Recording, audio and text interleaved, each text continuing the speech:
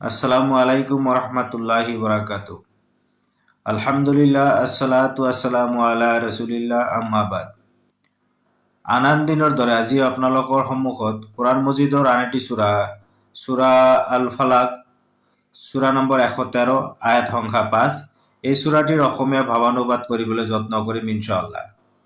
তো আহক আজি আৰম্ভ কৰোঁ আজিৰ এই ভিডিঅ'খন।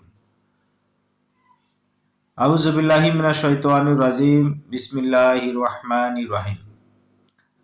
সূৰা ফালাকৰ প্ৰথম আয়াতত আল্লাহ পাকে কৈ আছে, কুল আউযু বিৰাব্বিল ফালাক। কুল আউযু বিৰাব্বিল ফালাক।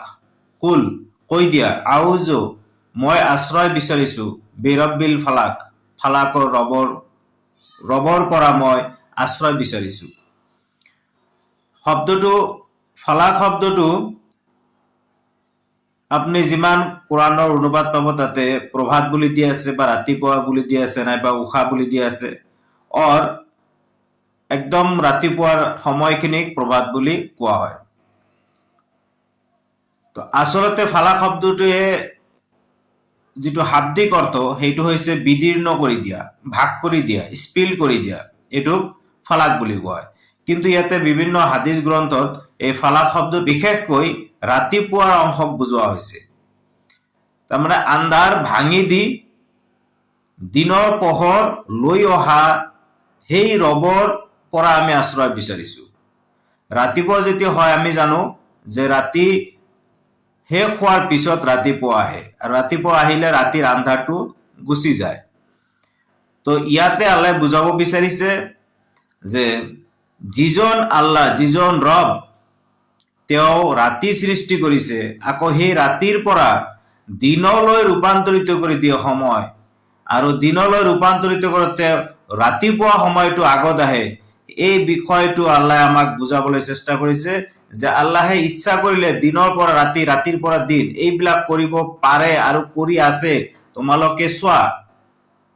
তো তেনেকুৱা এজন শক্তিশালী মহাপৰাক্ৰমশালী এজন ৰবৰ পৰা তোমালোকে আশ্ৰয় বিচৰা। তাৰ পিছৰ আয়াতত আল্লাহ পাকে কৈ আছে, মিন শাৰৰি মা খালাক, আৰু আশ্ৰয় বিচাৰিছো মিন শাৰৰি, যিমান বিলাক বেয়া কৰ্ম আছে, বেয়া কাম আছে,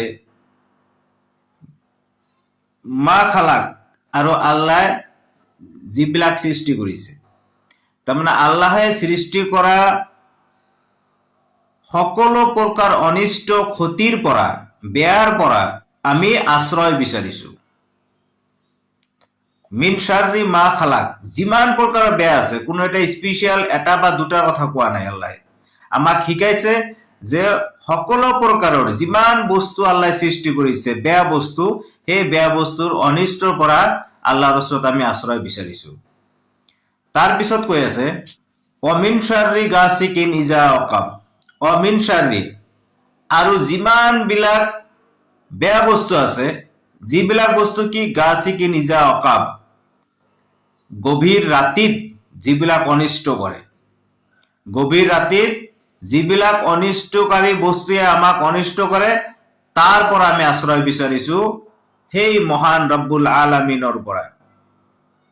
তাৰ পিছৰ আয়াতত আল্লাহ পাকে কৈছে, ওয়ামিন শাৰৰি নাফাসাতি ফিল উকাদ, ওয়ামিন শাৰৰি, আৰু সেই সকল অনিষ্টৰ পৰা যিবিলাক কি হয়, নাফাসাতি ফিল উকাদ, নাফাসাত মানে ফুৱাই দিয়া, ফুকি দিয়া, ফিল উকাদ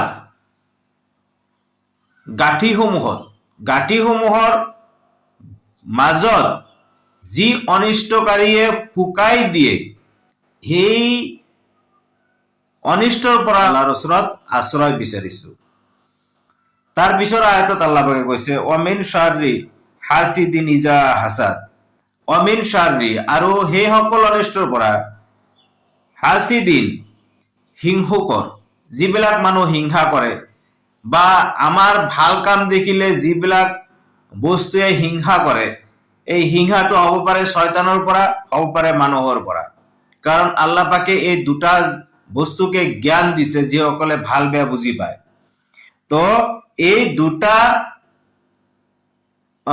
অনিষ্টৰ পৰা আমি আশ্ৰয় বিচাৰিছো মহান ৰব্বুল আলামিনৰ ওচৰত। ইজা হাসাদ, যেতিয়া সি হিংসা কৰে।